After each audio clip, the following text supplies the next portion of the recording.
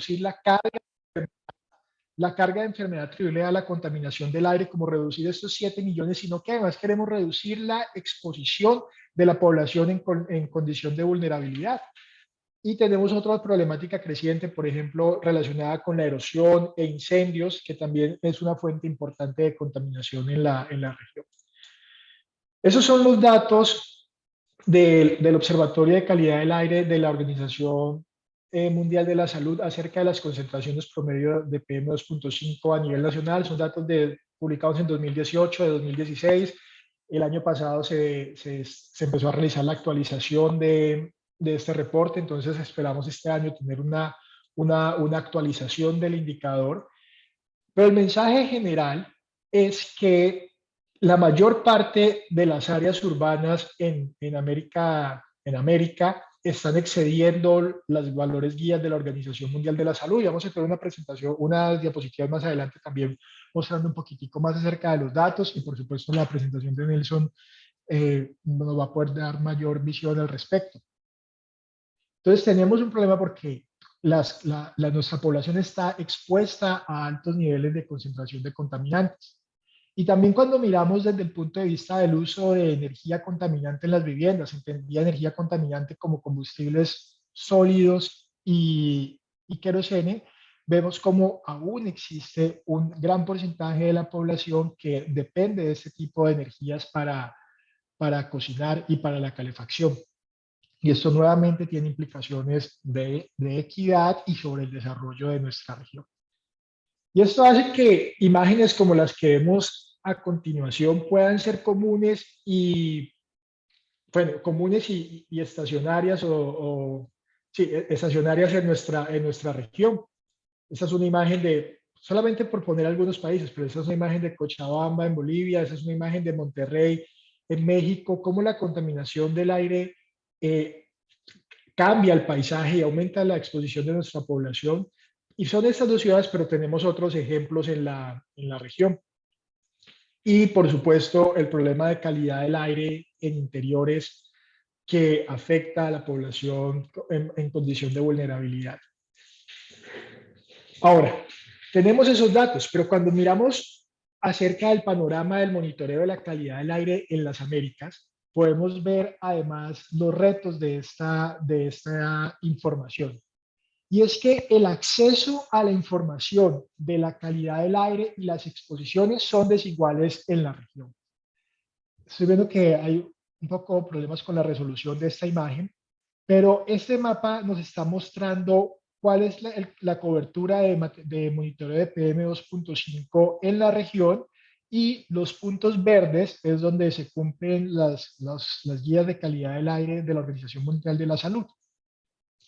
Entonces hay dos cosas que uno puede ver claramente o con esta imagen, y es por una parte que el norte tiene o sea, Estados Unidos y Canadá tienen mayor densidad en el monitoreo, pero además que los puntos verdes del monitoreo están en Estados Unidos y Norteamérica, mientras que el resto de la región tiene menos cobertura de monitoreo y además no cumple con los valores guías de la Organización Mundial de la Salud.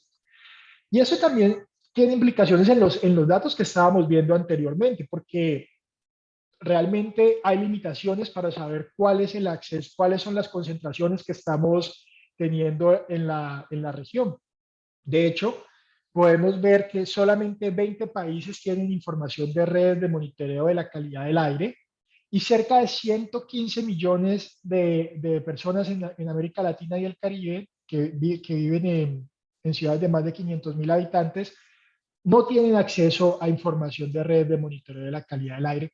Y aquí pongo entre paréntesis con estaciones de referencia, que puede que haya algo de sensores de bajo costo o campañas específicas para alguna evaluación de impacto en cierto tipo de proyectos. Pero de forma sistemática tenemos cerca de 115 millones de personas sin acceso a redes de monitoreo de la calidad del aire, sin acceso a información de la calidad del aire, y esto es un problema para nuestra región. Ahora, solo 2 ciudades en América Latina y el Caribe de los que hacen el monitoreo cumplen con los valores guías de la Organización Mundial de la Salud para PM2.5. También tenemos retos en regulación, porque 20 países tienen estándares de calidad del aire, pero solamente 13 tienen algún modelo de implementación. Y más allá de eso, aun cuando existen esas leyes, la capacidad de implementar esas leyes y de fiscalizarlas puede ser limitada. Y quisiera resaltar lo que dice a continuación, que solamente 9 países tienen procedimientos de control y aseguramiento de la calidad para el monitoreo de la calidad del aire.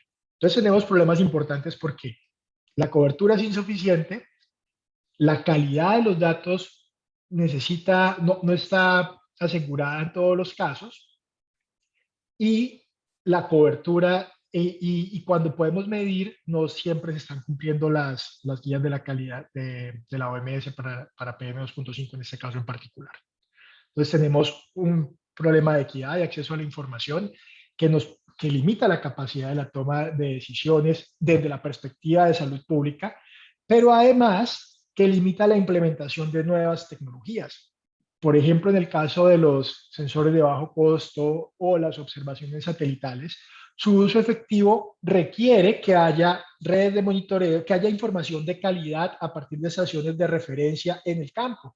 Pero si en ausencia de estas prácticas, en ausencia de información verificada y que cumpla métodos de referencia, la implementación de estas tecnologías complementarias pues tiene mayores limitaciones y además, por supuesto, si la información no cumple los criterios de validez que requieren, limita la toma de decisiones en salud pública y de allí también el involucramiento del sector salud. Esto además de que tenemos capacidades de pronóstico limitadas y limitada capacidad para evaluar fenómenos regionales. Ahora, bueno, lo he mencionado anteriormente, pero quisiera resaltar que la ausencia de información aumenta la iniquidad y limita la acción en salud, porque en el curso de vida de las personas digamos, hay diferentes momentos en que la población está en condiciones de vulnerabilidad, en la niñez, en el embarazo, para el caso de las mujeres, y cuando estamos, bueno, en la edad adulta, estamos en mayores condiciones de vulnerabilidad. La información de monitoreo de la calidad del aire no nos permite ver esos datos en este momento y además, o no nos permite ver con la precisión requerida, y esto limita la capacidad de identificar cuáles son las acciones y ver la efectividad de las políticas.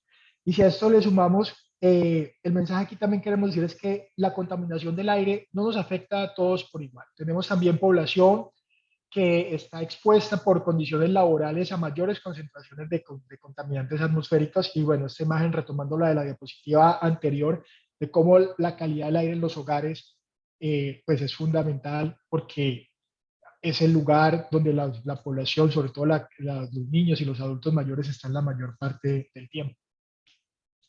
En este contexto, existe el Plan de Acción en Salud, Ambiente y Cambio Climático de la Organización Panamericana de la Salud, dentro de la cual existen 4 áreas estratégicas, que igual las podemos desarrollar un poquito más adelante, y 5 áreas temáticas, siendo la calidad del aire y salud una de ellas. Y tal vez la razón por la que quiero presentar esta diapositiva es para mostrar que el trabajo de calidad del aire hace también parte de una acción conjunta del Departamento de Cambio Climático, de la Unidad de Cambio Climático y Determinantes Ambientales de la Salud, y que desde la perspectiva de OPS estamos tratando de integrar la acción para, para mitigar los determinantes ambientales de la salud y para dar respuesta efectiva frente a esto. Que además es una gran oportunidad desde la perspectiva de la gestión de los objetivos de desarrollo sostenible. En el caso de calidad del aire tenemos tres indicadores relacionados directamente con los objetivos de desarrollo sostenible, tanto con la mortalidad atribuible a la contaminación del aire, las concentraciones de contaminantes atmosféricos y el acceso a la energía limpia en el hogar. Pero además la contaminación del aire, por supuesto, tiene implicaciones en cuerpos de agua, por deposición en cuerpos de agua, en acción climática, por la relación con los contaminantes climáticos de vida corta y las fuentes compartidas con las emisiones de gases de efecto invernadero, además de la producción y el consumo sostenible. Entonces, nos permite desde el sector salud, apoyar, liderar la agenda de desarrollo sostenible a través de la acción integrada en salud, calidad del aire y cambio climático.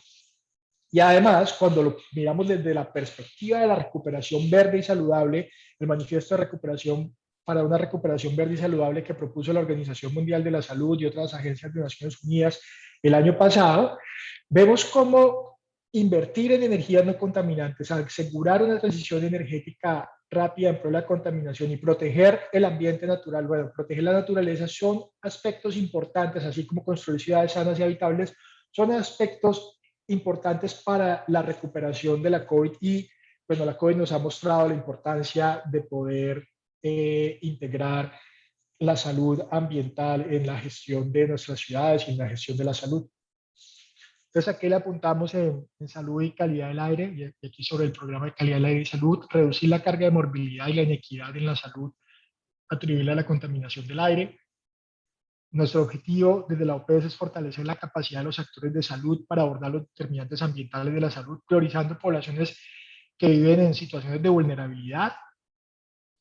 Creemos que particularmente que el esquema de las funciones esenciales de salud pública nos puede ayudar en esto, es decir, cómo la gestión de calidad del aire y salud entra dentro de la perspectiva de las funciones esenciales de la salud pública, porque queremos que el sector salud sea un actor que esté en la mesa de las conversaciones de temas de calidad del aire, pero no solamente que esté en la mesa, sino que tenga capacidad que tenga herramientas para poder lograr la gestión de esto, que es un problema de salud pública.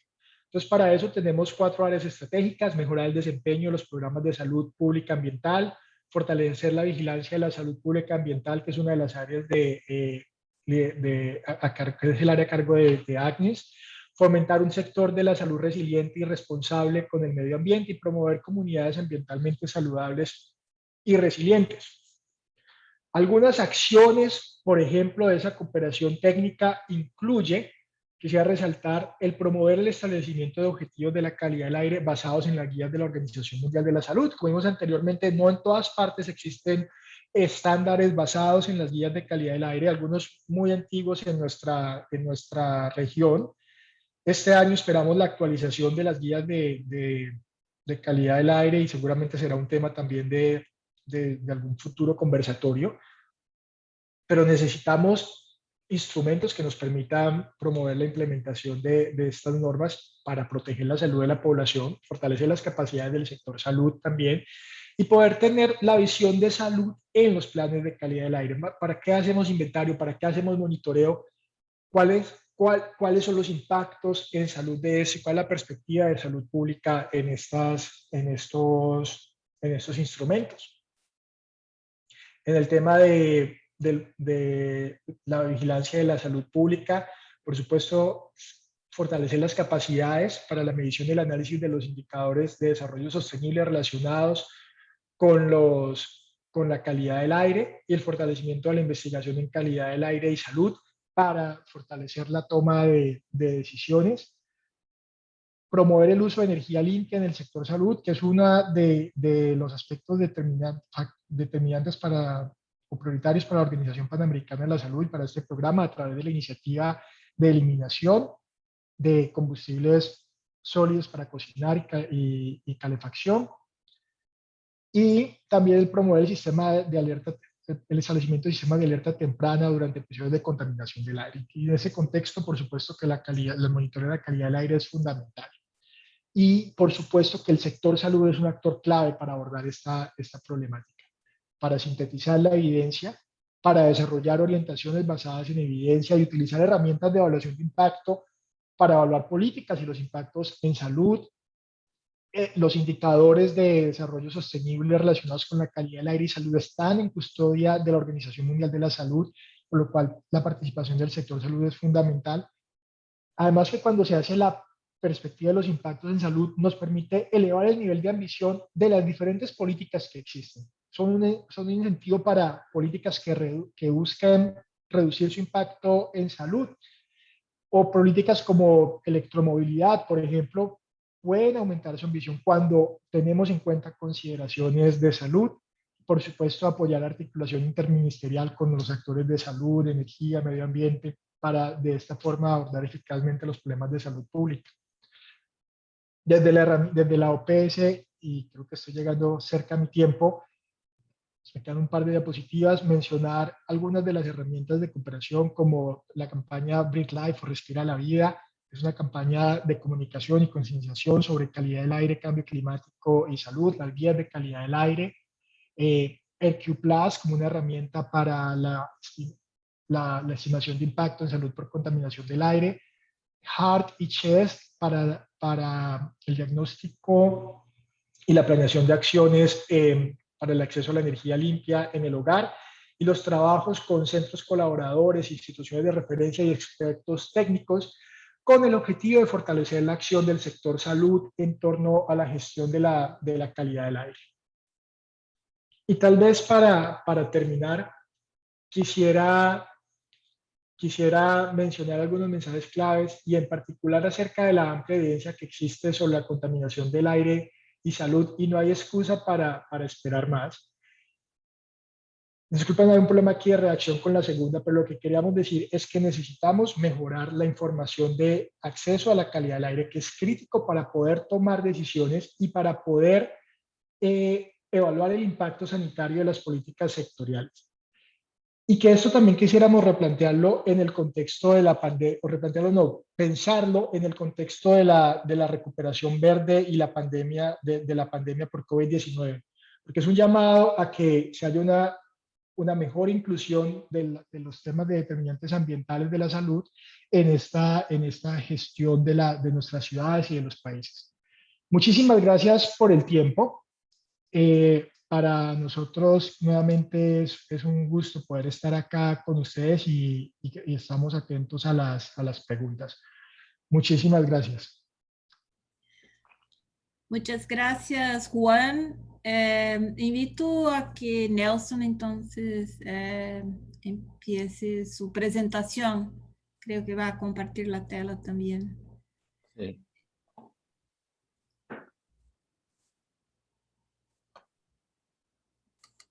¿Se ve? Sí. Sí. Ok, bueno, muchas gracias. Buenos días o buenas tardes a todos. Muchas gracias por la invitación. Y ya me excuso ahora porque mi español es muy malo y voy a hablar como que llamamos en Brasil portuñol, a mezcla de portugués y español. Y lo que voy a presentar me parece que se da una continuación a lo que Juan Castillo ha presentado, porque voy a hablar un poco más específico de características urbanas y contaminación del aire en ciudades latinoamericanas. Esto es parte de un estudio muy grande que se va a cabo, que se llama Salurbal, que está por Salud Urbana en América Latina, que es una iniciativa de pesquisa que envolve como que 11 países de América Latina, centralizado ou coordenado pela rede de saúde urbana de América Latina da Universidade de Drexel, nos Estados Unidos. Bueno, eu sou uma das partes deste grande projeto aqui da Faculdade de Medicina, em São Paulo, e é um projeto que é financiado pela Wellcome Trust de Inglaterra. Bueno, la idea de esta presentación o de este estudio es básicamente, repetir un poco lo que se ha comentado, es que en Latinoamérica más de 80% de la población reside en áreas urbanas. Estimativas un poco ya antiguas de la Organización Mundial de la Salud dan cuenta que más de 110 millones de personas están expostas a niveles de contaminación del aire acima do que seria saudável ou considerado permitido por las guías de qualidade do aire. Algumas estimativas, Juan Castillo ha mencionado agora como 300.000 mortalidades. Los números son muy variables. Yo tengo este de 2014 de 58.000 muertes por año atribuibles a contaminación del aire, pero hay una estimativa más reciente de la OPS solamente para Brasil de 51.000 muertos. Entonces, que ese número debe ser con certeza mucho mayores. Y como mostró también Juan Castillo, muy pocas ciudades tienen monitoreo o redes de monitoreo. Entonces, que todas esas estimativas están baseadas en un par de pocas ciudades que tienen redes de monitoreo para poder mensurar la contaminación del aire. E para essas que têm monitoreio, se observa que grande parte não estão cumprindo com as guias de qualidade do aire da OMS, da Organização Mundial da Saúde. Assim, portanto, o objetivo desse estudo que estou apresentando agora seria examinar os níveis de contaminação do aire, mais especificamente de PM2.5 em Latinoamérica, e como esses níveis se comparam com as guias da OMS. Quantificar a quantidade de população exposta a esses níveis que estão acima das guias da OMS e investigar alguns fatores urbanos que possam ser preditores ou contribuintes desses níveis de contaminação. Bueno, isso, como falei, é deste projeto Salurbal e se deu cabo em 11 países, que são esses que estão aqui em azul nesta imagem, nesta figura. Nem todos os países estão participando deste projeto na América Latina, porque não havia contrapartida, não havia contatos lá, mas a grande maioria da América Latina está incluída. E para este projeto especificamente, estamos trabalhando com todas as cidades nesses países, com mais de 100.000 pessoas, 100.000 habitantes. E há uma dificuldade, porque definimos cidades administrativamente, mas também a partir de imagens de satélite baseadas também nas definições de cada país, para o que se considera como região metropolitana ou como cidade. E fizemos, então, uma divisão de cidades, que seriam um aglomerado de subcidades, como está colocado aqui, que em alguns países se chamam departamentos, em outros municípios ou comunas, depende de cada país. Então, temos dois níveis. E há um terceiro nível, que é dentro de cada subcidade, que seriam os bairros ou distritos ou setores essenciais, que também estão, para esta apresentação não os vou apresentar, mas também estamos examinando. Bueno, os dados de contaminação do aire de PM2.5 foram estimados por medidas de satélite, que se obteve de um sítio na web desta universidade em Canadá, de um grupo de Atmospheric Composition Analysis Group, dessa universidade em Canadá. E se trabalhou com as médias, os promédios anuais para o ano de 2015, neste caso. Essas mensurações de satélite se dão em um formato com uma célula que representa mais ou menos 1 quilômetro quadrado, mais ou menos. Eu tenho uma representação aqui, mais ou menos, de como é isto. Aqui, bueno, são os países da América Latina. Em vermelho, em rojo, estão as cidades com mais de 100.000 habitantes que estamos trabalhando. E aqui, um destaque aqui para a região de São Paulo. Este aqui é o município de São Paulo, a cidade de São Paulo e os outros municípios da região metropolitana. E cada ponto azul aqui é uma medição de satélite, porque cada um desses pontos está a uma distância de 1 quilômetro, mais ou menos, um do outro.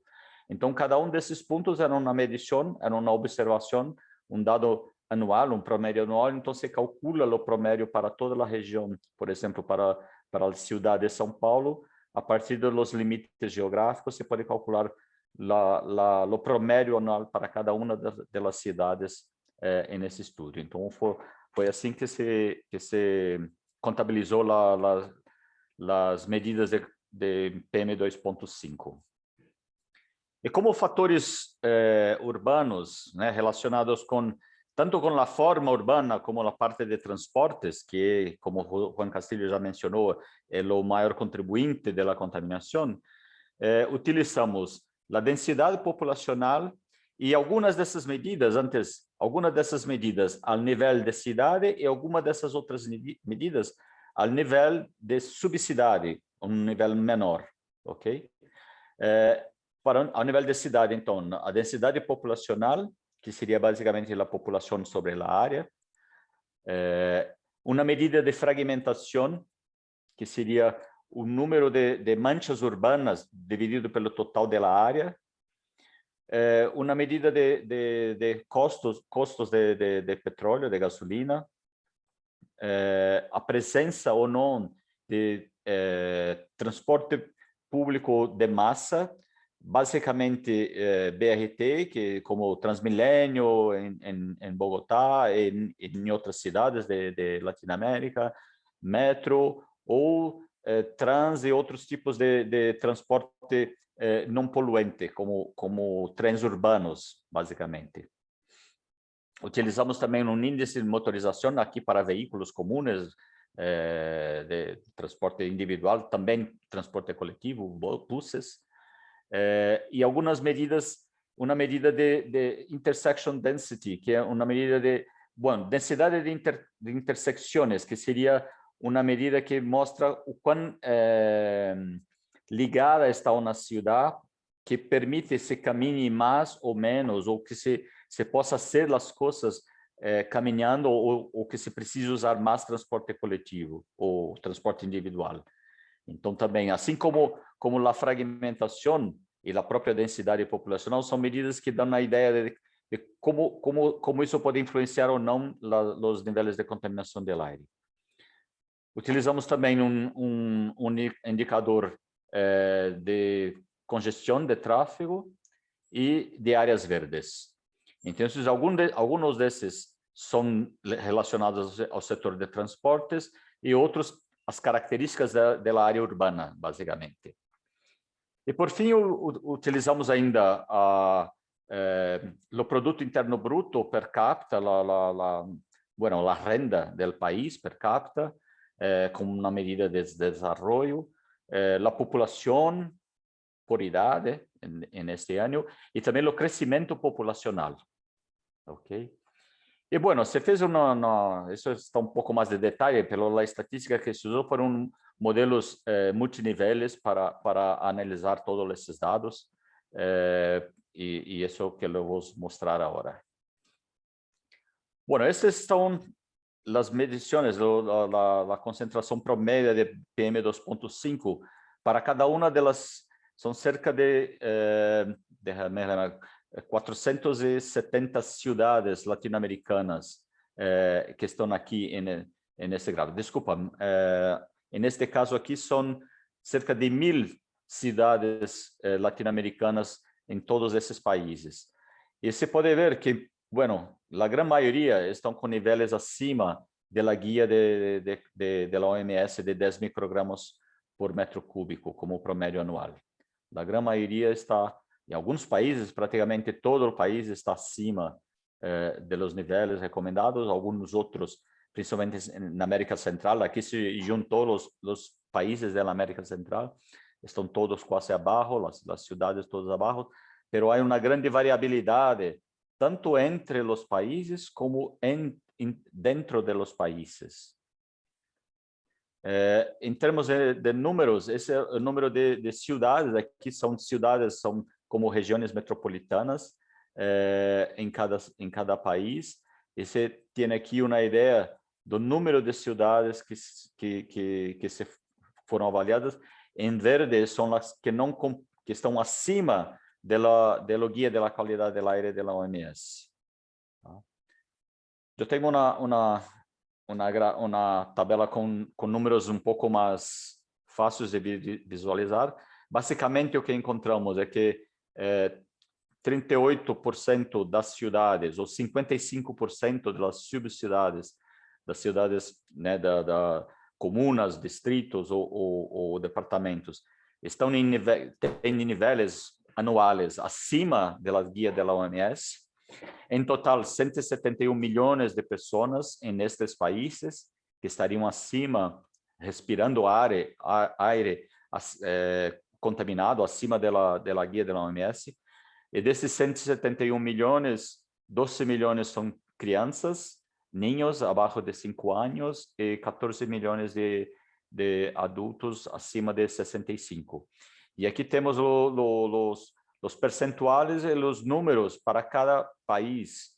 E se pode ver que se vai desde 71% da população na Argentina, ou 74% em Peru, e até 86% da população em Chile, respirando aire de má qualidade.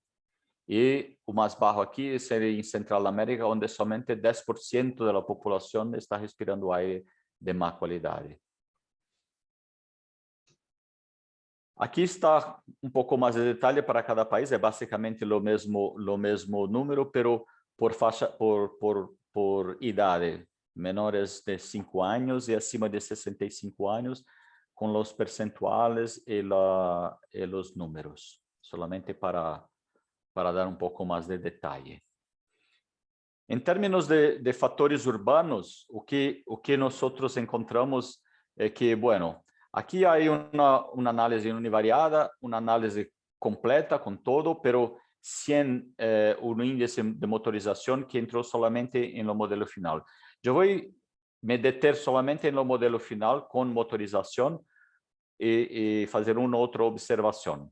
Mas, basicamente, o que se observa nesta análise, neste modelo multinível, é que o produto interno bruto, a renda per capita de cada país, influencia positivamente a contaminação.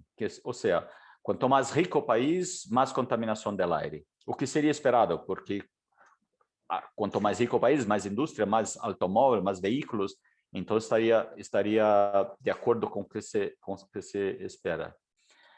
A presença de infraestrutura de transporte de massa, como BRT, metro, trens urbanos, influencia negativamente a poluição. Ou seja, a presença dessa infraestrutura de transporte urbano diminui os níveis de contaminação do aire.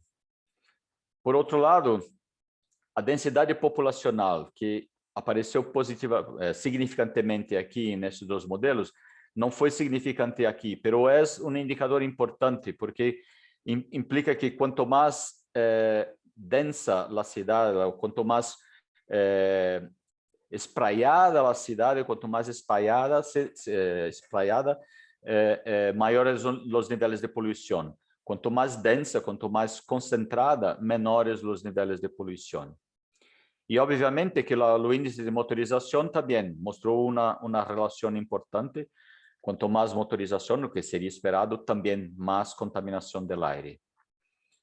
E outro indicador interessante é a densidade de intersecções.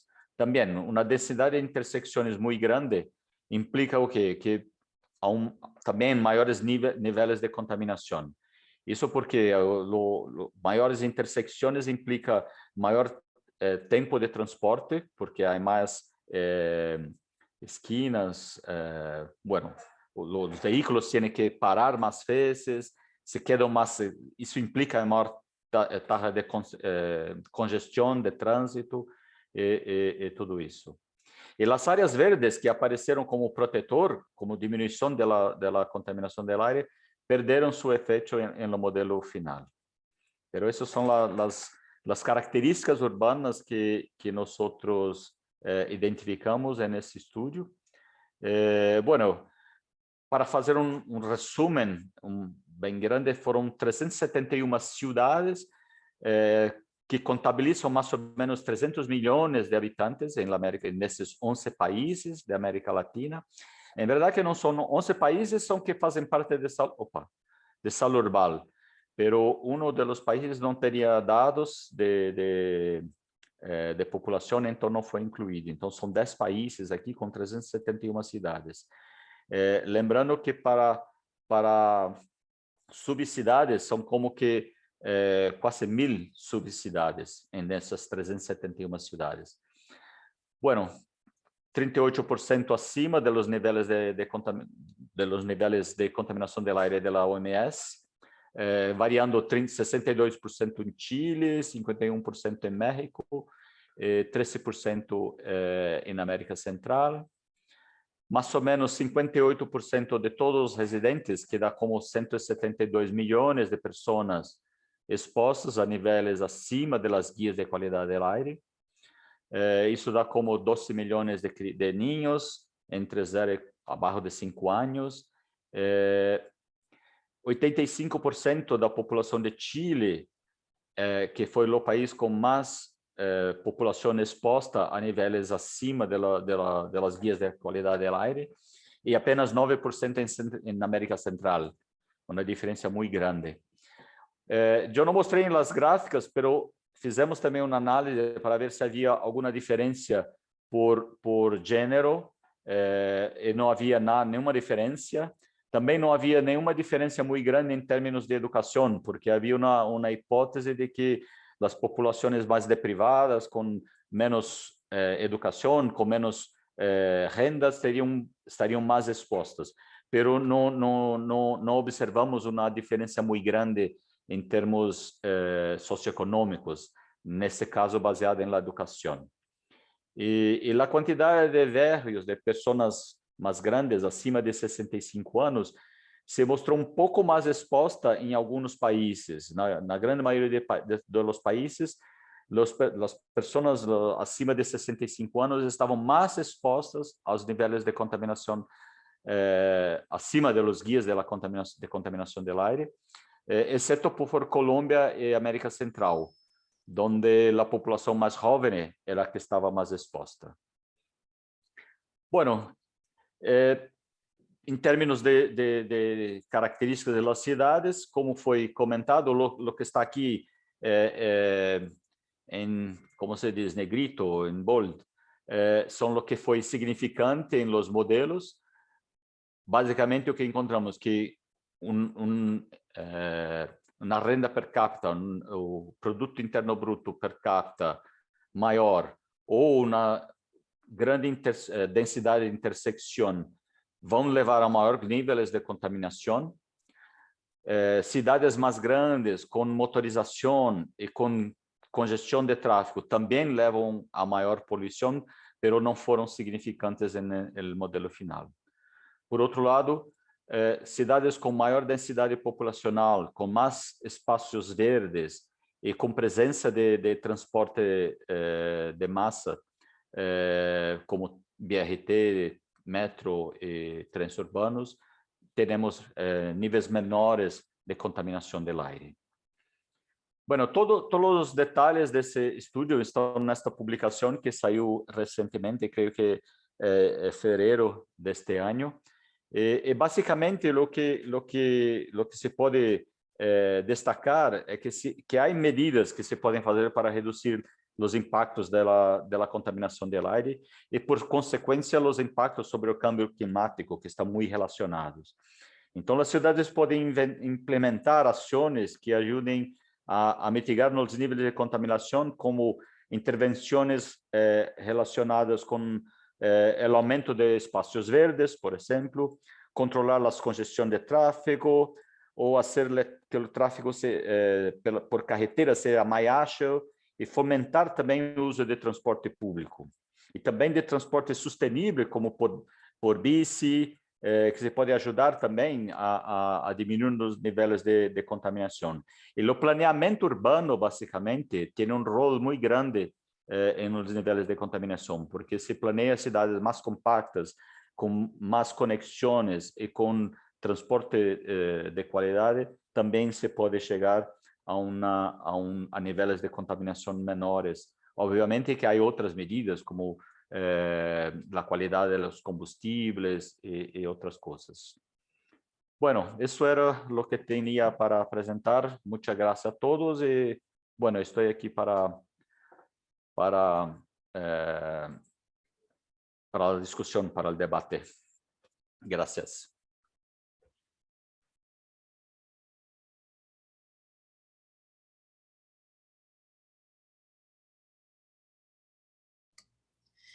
Muchas gracias, Nelson. Espero que me bien, que yo he perdido la conexión algunas veces aquí.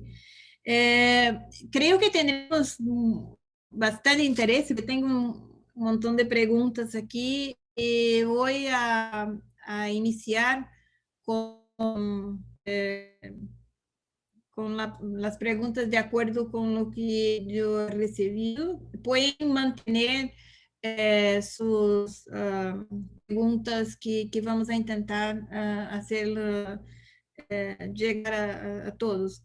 Y si me olvido de alguno, por favor, me avisen.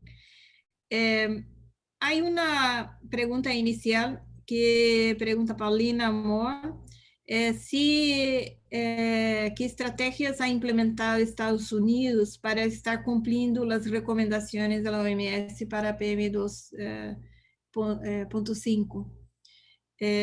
Yo voy a dar como dos preguntas y así responden inmediatamente. Eh, Hay otra que es una pregunta más directa, es de dónde podríamos conseguir los datos, base de datos de calidad del aire para Colombia. Eso es de Víctor Flores. Y creo que empezamos por allí. No sé si quién quiere hablar primero. Juan. Gracias, Agnes. Me perdí un poquito en la primera pregunta. ¿Fue la de Estados Unidos, la de Paulina? Sí. Ok, ok, gracias. Bueno, creo que es bien amplio y es el resultado de diferentes acciones. Pero yo quisiera tal vez destacar algo que, y esto es mi opinión personal, es bastante interesante del modelo de Estados Unidos en la fiscalización, digamos, de la implementación de los estándares de calidad del aire. Y es que los estándares de calidad del aire tienen implicaciones en la asignación presupuestal o el cumplimiento de los estándares de calidad del aire tienen implicaciones en la asignación presupuestal de los estados. Entonces, cuando un estado no cumple las guías de calidad del aire, debe desarrollar un plan de cumplimiento, un plan de acción de cumplimiento. Y sujeto a la implementación de ese plan de acción de cumplimiento, se pueden modificar las asignaciones presupuestales que el Estado recibe, particularmente en el tema de desarrollo vial. Entonces, tal vez el mensaje de que haya implicaciones en el desarrollo más allá de el estándar, sino que implica para una ciudad o para un estado, en este caso, incumplir el estándar, que implica en este caso desarrollar un plan de acción y cumplirlo, genera la acción para el desarrollo. Esto en el tema de la implementación y de la fiscalización de las normas. Por supuesto, además que por el desarrollo del país hay tecnologías, hay acceso a combustibles más limpios, vehículos más nuevos, mejores sistemas de control, mejor planificación urbana. Entonces, a todos estos esquemas de diferentes normas y de implementación que permite alcanzar esos estándares. Tal vez resaltar eso y sobre la pregunta de Víctor sobre Colombia, veo que más adelante alguien respondió acerca de la base de datos de Colombia del CISAIRE. Nosotros también recogemos información a partir de consulta directa con los países y esa información está publicada en la base de datos de calidad del aire y salud de la Organización Mundial de la Salud, que podemos compartir el enlace, pero tal vez Nelson, creo que como parte del estudio de salud urbana también puede tener una perspectiva de dónde se pueden obtener esos datos para Colombia o para otros países. Cambio. Ok, bueno, con relación a la pregunta sobre los Estados Unidos, bueno, complementando lo que Juan Castillo comentó, los Estados Unidos vienen a muchos años que vienen implementando políticas de control de calidad del aire muy grandes. Tienen una trayectoria. Primero, tiene una red de monitoreo bastante, mucho grande en todo el país, con muchos monitores. Entonces, se tiene datos para saber exactamente los niveles. y viene implementando medidas de control de emisiones hace muchos años. Entonces no es algo reciente. Están cumpliendo con las guías para PM2.5 porque ya había mucho tiempo con niveles, bueno, bajando. No sé si hay medidas, probablemente hay algunas medidas más específicas de control de emisiones vehiculares o de industriales, pero hay un control muy grande. Con relación a las medidas, bueno, dados de contaminación del aire para Colombia o para los países latinoamericanos que tienen datos, se puede encontrar en los sitios de las agencias ambientales de cada país. Yo no tengo aquí ahora los nombres, los sitios de cada una de ellas, pero es posible. En Salurbal, en este proyecto Salurbal, estamos compilando no solo los datos de satélite, que yo voy también a responder una pregunta que me han hecho aquí sobre los datos de satélite. Yo voy a colocar aquí al chat los sitios web donde se puede buscar los datos de satélite para todo el mundo, básicamente.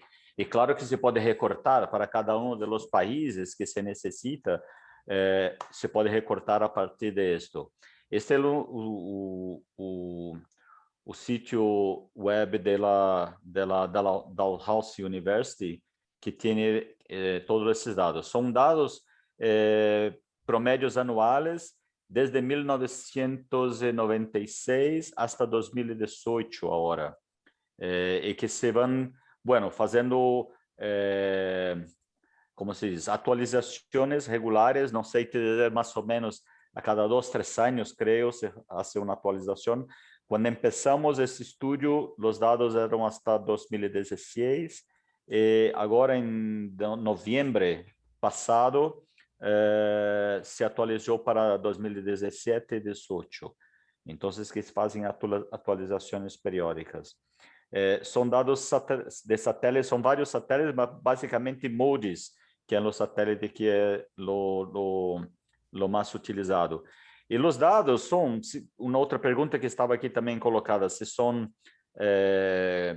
como se relacionam com os dados medidos em los monitores. Em geral, como se diz, se correlacionam muito bem. Primeiro porque os dados de satélites são medições de satélites, mas que são ajustadas por las medições de redes de monitoreio, quando existem, e também por modelos de transporte químico. Então, é uma modelagem muito complexa que nós não la hicimos, já está pronta. Quando baja os dados desse sítio web que acabei de colocar, já tem os dados prontos, mas é uma mescla, não uma mescla, mas são dados de medições da coluna de aerosol, ponderados por las medições das redes de monitoreio e utilizando uma modelagem de transporte químico. E aí se chega aos dados de PM2,5. E são, como disse, bem correlacionados com as medições de redes de monitoreio. Gracias, los dos. Hay muchas preguntas relacionadas a cómo se implementar la vigilancia epidemiológica ambiental en relación a qué eventos o patologías que se vigila, inclusive qué hace la OPS en relación a eso. Pero también si hay orientaciones y avances en epidemiología ambiental sobre la carga de enfermedad ocasionadas por odores ofensivos. Eso no discutimos, no está en la presentación, pero si alguno de ustedes tiene comentarios sobre eso, estaría bien. Y hay unas más específicas, porque si hablamos sobre mejorar la cobertura tanto de información local como monitoreo local y también la implementación de políticas locales, es cómo promover el incremento del presupuesto en países. Eso envía Diana Zapata. para que eso funcione y que se tenga datos suficientes de calidad del aire. Y también de Paulina, es cómo se aborda la brecha, Paulina Amor, cómo se aborda la brecha que existe respecto de recomendaciones de la OMS, efectos en salud y normativas ambientales. Muchas veces se cumplen dichas normativas, pero más sabemos que igualmente la población sigue expuesta y pudiera generar efectos a corto y largo plazo.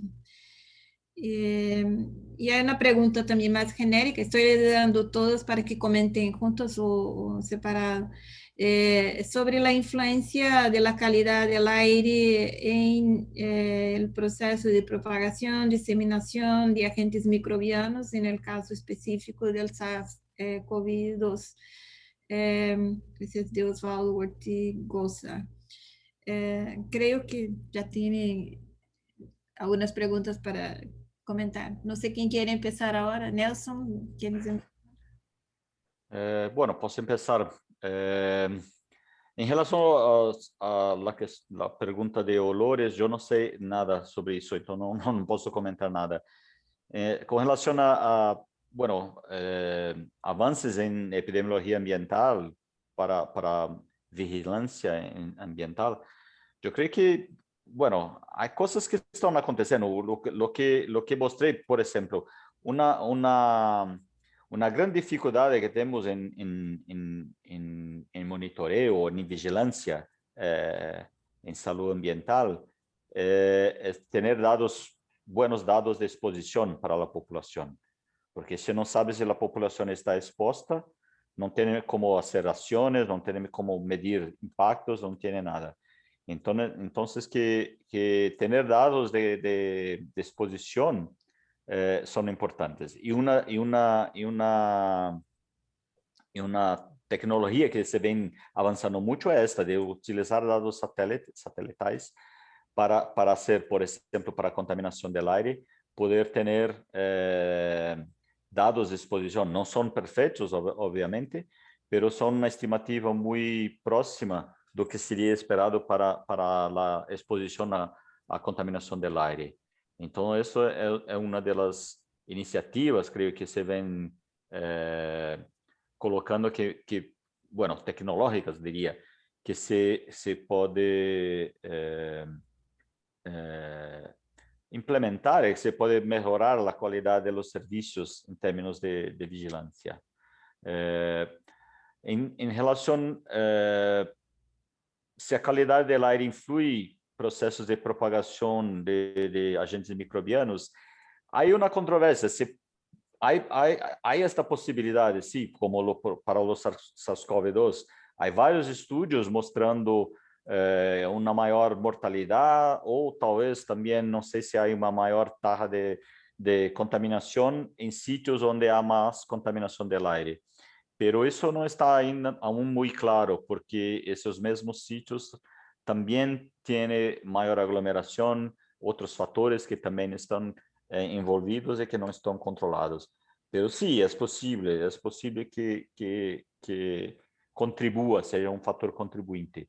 Mas o que passa, pelo menos de meu ponto de vista, com relação à COVID, basicamente, é que a contaminação do aire, principalmente a contaminação crônica, faz com que nós, as pessoas, se tornem mais vulneráveis. Os pulmões, não só os pulmões, mas todo o organismo estará mais vulnerável a qualquer tipo de infecção. Então, por isso que também há uma correlação entre maior poluição e maior mortalidade ou contaminação por agentes microbianos. Juan, ¿quieres complementar algo? Sí, gracias Agnes y gracias Nelson además por esa visión. Creo que además muchas gracias por las preguntas, son súper interesantes y creo que tocan temas, bueno, bastante relevantes. Tomo nota de la consulta sobre olores ofensivos que, digamos, desde la OPS recibimos diferentes tipos de consultas y nuestra intención es poder pues dar las herramientas de cooperación técnica a los países. Entonces, tomo nota sobre eso para en un futuro también poder ver qué tipo de asistencia, de cooperación se puede dar al respecto. Y tal vez quisiera construir sobre las preguntas que hablan de la participación intersectorial y de cómo poder avanzar en la movilización del presupuesto para el monitoreo de calidad del aire. Sobre esto último, efectivamente, el financiamiento de las redes de monitoreo es un reto importante, entre otras razones porque el financiamiento internacional a la red de monitoreo se ha disminuido. Hay más financiamiento hacia cambio climático, más que todo como acciones de mitigación, y está bien, digamos que en ese panorama, un aspecto que ha abierto la posibilidad es el monitoreo de contaminantes que están relacionados en la intersección con cambio climático, como por ejemplo el carbono negro y la estimación de cobeneficios. Y a partir de esto hay oportunidades para desarrollar algún tipo de propuesta de financiamiento a instituciones, a diferentes tipos de instituciones como la Coalición de Clima y Aire Limpio, los fondos de la Unión Europea o el Fondo Verde del Clima. Pero dicho esto, en términos generales, los países y las ciudades son los que están al frente para el monitoreo de la calidad del aire. Y entendido esto, no solo como la compra de las estaciones, que históricamente, digamos, era algo que ocurría. Había ciertos proyectos de inversión que tenían un requerimiento de realizar monitoreo de la calidad del aire, por ejemplo, para construir una vía o como parte incluso de algunos sistemas de transporte masivo. Que como idea está interesante que esos grandes proyectos de financiamiento que tienen además cobeneficios en salud por la mejora de la calidad del aire, se haga el monitoreo de la calidad del aire. Pero no puede ser, no debe ser solamente la estación de monitoreo, porque como lo hemos contemplado a través de esas presentaciones, además esas estaciones además requieren insumos, requiere entrenamiento, hacen parte de una red, debe haber un centro de control, necesitan capacitación de las personas para poder hacer la operación, cómo esto se va a incluir en la toma de decisiones. Entonces es como construir un sistema. Entonces, no solamente realizar la compra de la estación, sino entender que el monitoreo es un sistema para la toma de decisiones. Entonces quisiera, pues, por una parte señalar eso y también mostrar en este tema de involucrar a otros sectores y también del financiamiento, el tema de los cobeneficios en salud pareciera ser una puerta de trabajo interesante, y esto como las evaluaciones de impacto que nos muestran cómo ciertas intervenciones que mejoran que reducen la concentración de contaminantes tienen cobeneficios en salud, que estos cobeneficios entendidos como reducción de la carga de enfermedad o el número de muertes atribuibles o los casos de morbilidad atribuibles a la contaminación del aire, y esos cobeneficios pueden valorarse económicamente y entrar como parte de los análisis de los proyectos. Y asociado a que, y esto implica que, por ejemplo, en términos prácticos, que un programa de electrificación del transporte público tenga beneficios en salud, ¿cierto? Y esto, por lo tanto, requiere que el sector transporte se junte con el sector ambiental y con el sector energético y los ministerios de salud para trabajar en este componente, porque además de dar una evaluación ex post que nos va a decir estos son los potenciales cobeneficios, va a haber una evaluación ex post que debería estar apalancada en una red de monitoreo. Y en el proceso algo que quisiéramos resaltar es que no se trata de instrumentalizar al sector salud y que solamente nos diga los cobeneficios, porque no es ese el objetivo. Sí, es la pregunta que a veces se requiere, pero en ese proceso necesitamos fortalecer las capacidades de vigilancia en salud y de exposición de la población. ¿Qué pasa? ¿Cuáles son, por ejemplo, los impactos sobre los corredores en los que pasan los sistemas de transporte público? ¿Cuáles son, qué necesito como sector salud para hacer una evaluación de riesgo sobre mis poblaciones vulnerables? Entonces, el rol del sector salud no es solamente a los beneficios, creo que es una puerta de entrada para tener este trabajo interministerial, pero la vigilancia en salud pública e informar las tomas de decisiones en salud públicas es una de las prioridades de trabajo. Cambio. Muchas gracias por la respuesta y también por avanzar un poco en las preguntas que tendremos. Yo me gustaría retomar había una pregunta sobre qué patologías, y eso no ha sido respondido. Yo voy a decir, porque eso es muy usado, tanto para estimar impacto, evaluar riesgos, como también la carga de enfermedades y también para hacer acciones, tanto para la vigilancia de eventos agudos como crónicos.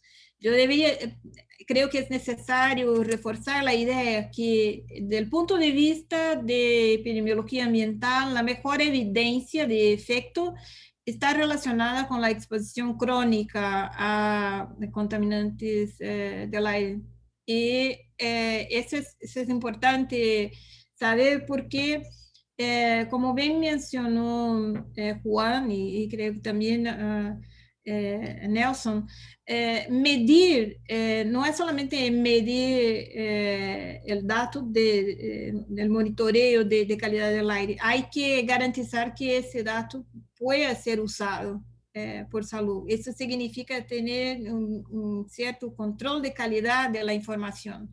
Y sea por el uso de satélite que ayuda, es lo que se usa, en general se usa en nivel global, lo que hay de información de satélites, pero también las mediciones locales ayudan a mejorar el modelo de lo que se encuentra con satélite, así como se usan, hay modelos muy complejos para hacer eso.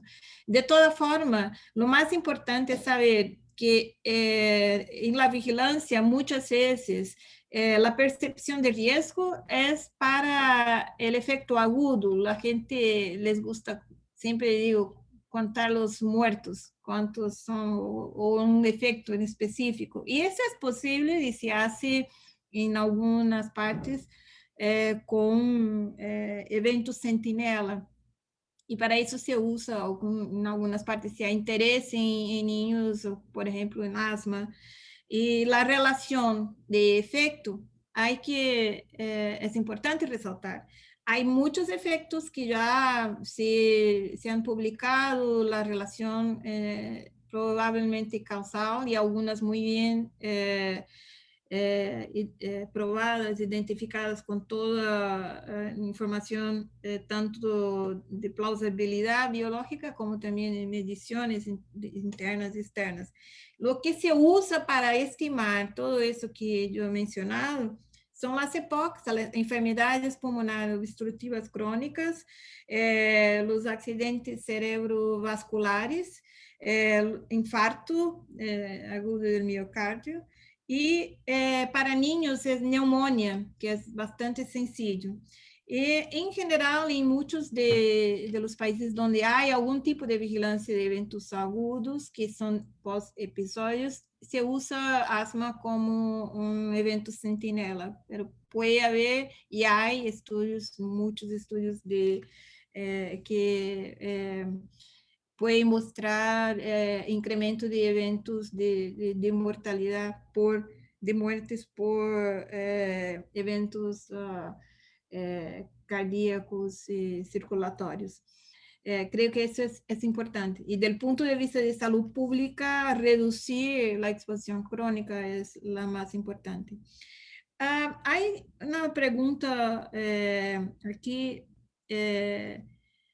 Creo que no se ha mencionado mucho, pero es sobre qué contaminantes monitorear, qué es más importante. Y Walter Fauch pregunta cuáles son los 3 principales contaminantes que en Latinoamérica afectan a la salud de la población, que es Walter es de Chile. Y hay, déjame ver. Preguntan sobre qué ciudades de Chile se consideraron, Paulina pregunta qué ciudades de Chile se consideraron en el estudio Salud Urbana. Y algunas preguntas creo que sí, ya se respondieron, por ejemplo, de Marco Luján, si se analizaron factores climáticos o topográficos sobre la calidad del aire. Y sí, y Daniel Cruz, que pregunta para comentar sobre las distintas potencialidades y desvantajes que consideran se dan entre realizar la evaluación del impacto en salud versus la evaluación del riesgo en salud respecto a la calidad del aire. Creo que también tiene temas para hablar bastante. Podemos iniciar por Juan ahora. Gracias, Agnes, y nuevamente gracias por las preguntas tan interesantes. Quisiera empezar comentando, y por supuesto, atento a lo que Nelson luego pueda complementar acerca de los 3 contaminantes principales en América Latina, y, y tal vez indicar que el material particulado es el que tiene, de acuerdo a la evidencia epidemiológica con la que contábamos y los datos de monitoreo, el principal eh, factor de riesgo dentro de la contaminación del aire, y para el cual tenemos mayor evidencia acerca de esos impactos.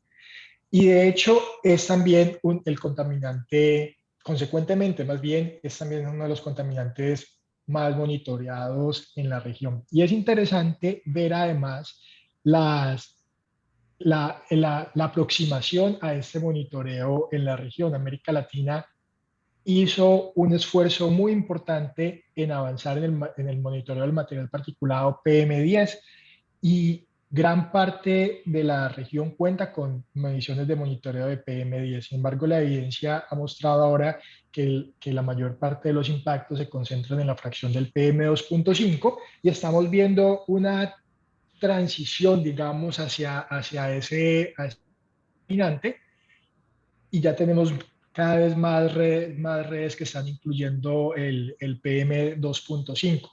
Sin embargo, cuando comparamos con Estados Unidos y Canadá, digamos, allí hay una cobertura mucho más amplia de PM2.5, e incluso en algunas locaciones no monitorean PM10, sino solamente PM2.5. Entonces, las partículas son uno de los principales contaminantes, que además tiene implicaciones cuando estamos hablando de calidad del aire en interiores, y es un tema que pues quisiera nuevamente traer a la mesa acerca de, este no se monitorea con las estaciones de referencia, pero sí son un contaminante de importancia para cuando estamos analizando la exposición de la población. Adicionalmente tenemos el ozono, que es muy importante en ciudades con alta radiación solar y con escasa ventilación, con movimiento de aires, como en el caso de la Ciudad de México.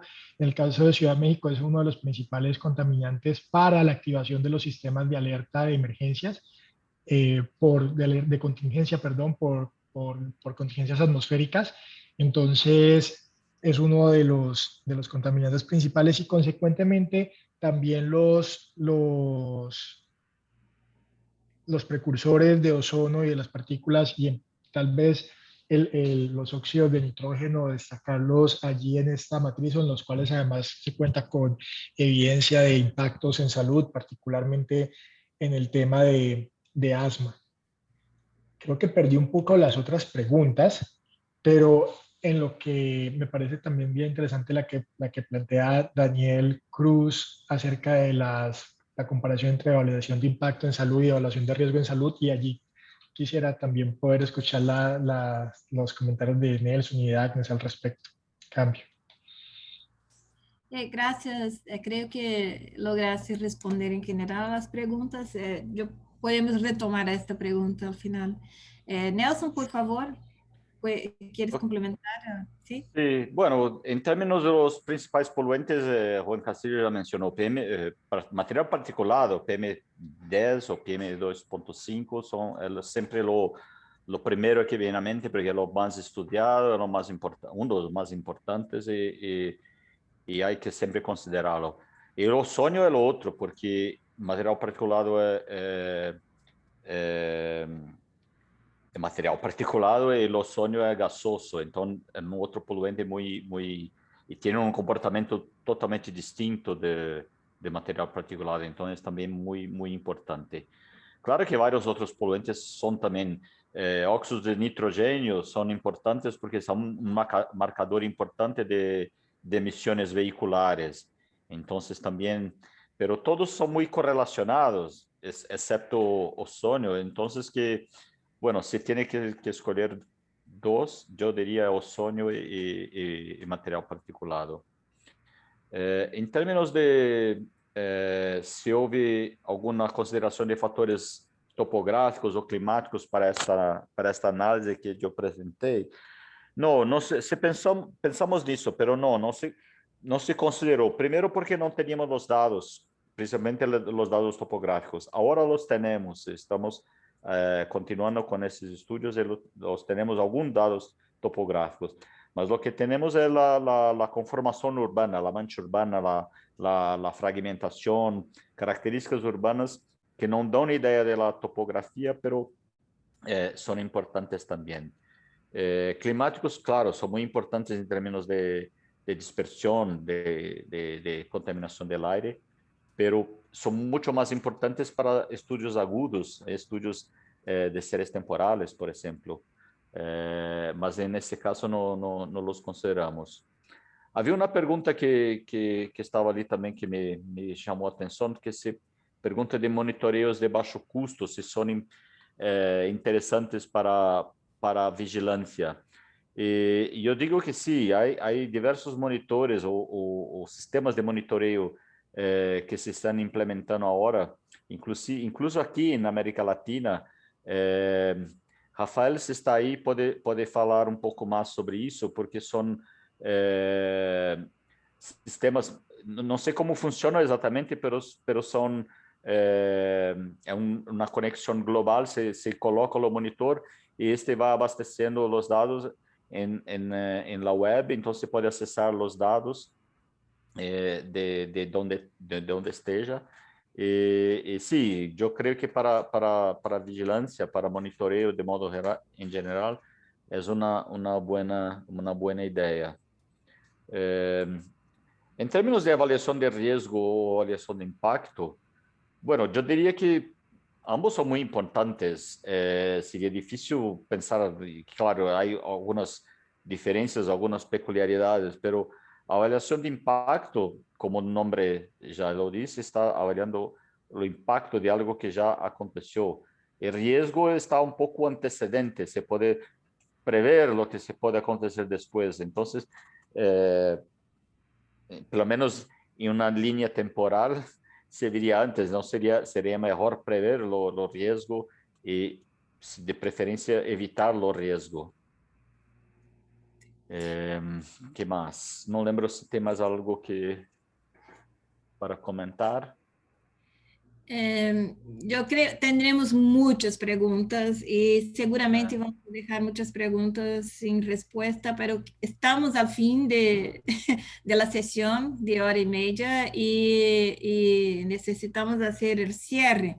Lo que puedo decir es que hay preguntas muy específicas sobre sobre ubicaciones de estaciones y esta discusión, por ejemplo, de monitoreo, de uso de monitoreio de bajo costo, hay una orientación en general que siempre se debe acoplar a una estación fija para que se pueda usar con más confianza en la información, pero seguramente es útil para llamar la atención o como una forma de movilizar las personas, las comunidades para el problema.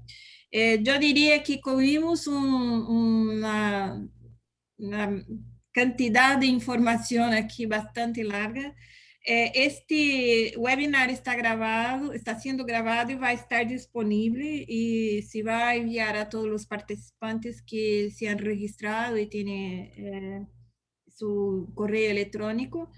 Vamos a copiar todas las preguntas y en la medida del posible responderlas o poner la información en nuestro sitio.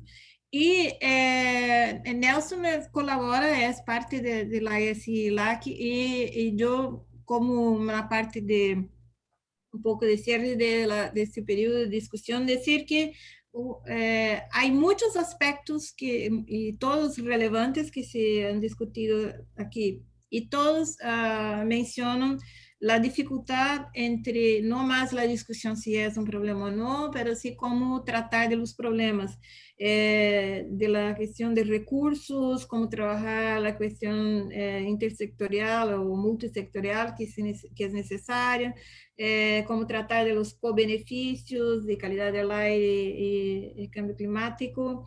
Y también la necesidad que vemos de capacitar al sector salud para usar mejor los datos, toda la información existente. Y yo diría, no hay como hacer vigilancia en salud pública ambiental sin haber, vigilancia en general, pero sin hacer esta colaboración con la academia. Entonces, cada país, cada ciudad también tiene que articular las personas competentes en sus áreas para auxiliar en ese proceso, tanto de examinar la calidad de la información como también de hacer mejor uso de la información y tener muy claro cuáles son las preguntas, cuáles son los problemas de cada localidad. Esse tipo de evaluação que apresentamos hoje dia são buenos para ter a visão em geral. Para a implementação de políticas locais, há que conhecer a realidade local. Com isso, eu diria muitas graças aos panelistas y a las preguntas que fueron todas excelentes, la participación excelente. Y yo invito a Rafael que haga también sus comentarios y el cierre de la reunión, avisando que todos los meses, el segundo miércoles, tendremos este webinar. Ese es uno de los webinars de la colaboración. Entonces, su participación siempre será bienvenida y nuestro intuito es de auxiliar en esta capacitación del sector salud para tratar de problemas complejos y prioritarios en la región. Y espero que entre los participantes que tengamos también estudiantes del curso de epidemiología ambiental que está en línea en el campus virtual de salud pública. Que eso también se hace como complementario a la formación básica. Por favor, entonces, Rafael, puedes asumir que tome la palabra. Muchas gracias, Agnes. Le pido a Laura, bueno, ya está la diapositiva. Me gustaría agradecer enormemente a Agnes, primeramente, por el host y por la moderación del webinar súper productivo, a Juan Castillo y Nelson por las excelentes explanaciones. Y en nombre del capítulo latinoamericano de la Sociedad Internacional de Epidemiología Ambiental, le informar que esta es una parcería, una colaboración con OPS para educación permanente en epidemiología ambiental, que nuestro próximo webinar es del uso de herramientas epidemiológicas en el estudio del cambio climático, que se dará en miércoles 14 de julio a las 12 horas. Bueno, ¿puede Laura pasar la próxima, por favor? Y si quiere formar parte del capítulo latinoamericano, es un gusto. Ya habló Agnes en el inicio que nosotros congregamos epidemiologistas, expertos, formadores de política pública y demás interesados. Pueden nos enviar un correo a ici.lac.ch@hotmail.com y pueden también visitar nuestra página web que tiene los enderezos ahí. Puede pasar la próxima, Laura, por favor. Y si quieren también hacerse miembro del ICE, que es la mejor sociedad internacional de epidemiología ambiental, le pueden accesar el sitio web. Y también le tomo la oportunidad para decir que estamos acercando de nuestro encuentro anual que se acontecerá en Washington, pero mezclado también con una versión digital. Entonces, perdón, en Colombia, se pasará en Colombia, y tenemos también una versión digital. Entonces, que invito a todos a entrar en el sitio de ICE, se hacen miembros y, claro, participar en nuestro encuentro anual. ¿Puede pasar, Laura, por favor? Una más. Bueno, y por último, me cabe decir que tiene muchos beneficios en hacerse miembro de ICE, que van desde el descuento de la inscripción para las conferencias anuales, los cursos que ofrecemos, la elegibilidad para las becas en la conferencia, vas a recibir también los boletines mensuales, la oportunidad también de establecer contactos tanto en la conferencia como durante todo los años, y también la oportunidad de desarrollo profesional frente a muchos eventos que hacemos, muchos comités, capítulos, los consejos ejecutivos, además de la suscripción en las revistas como la Epidemiology y Environmental Epidemiology, como también descuento para se publicar en estas revistas. Los informamos que para los colegas de Chile y Uruguay tienen un encargo un poco más grande, más alto, pero estamos negociando esto con el ICE, y otros países de Latinoamérica un poco más bajo. Entonces que invitamos a todos para que de facto participen, se involucren en ICE, que tenemos muchas cosas que hacer aún. Bueno, creo que esto, muchísimas gracias a todos que nos complacieron con su presencia. Agnes, nuevamente tu participación increíble. Nelson y Juan y Laura también por todo apoyo. Muchas gracias OPS y ICE por este increíble webinar. Muchísimas gracias. Muchísimas gracias a todos y todas, y en especial a nuestros panelistas que fueron excelentes. Y a la participación de todos que también con las preguntas fueron magníficas, y se ve que hay bastante interés. Continuamos en eso, en promover la mejora de salud en nuestras poblaciones. Gracias y hasta la próxima. Chao. Gracias, chao. Gracias, hasta luego.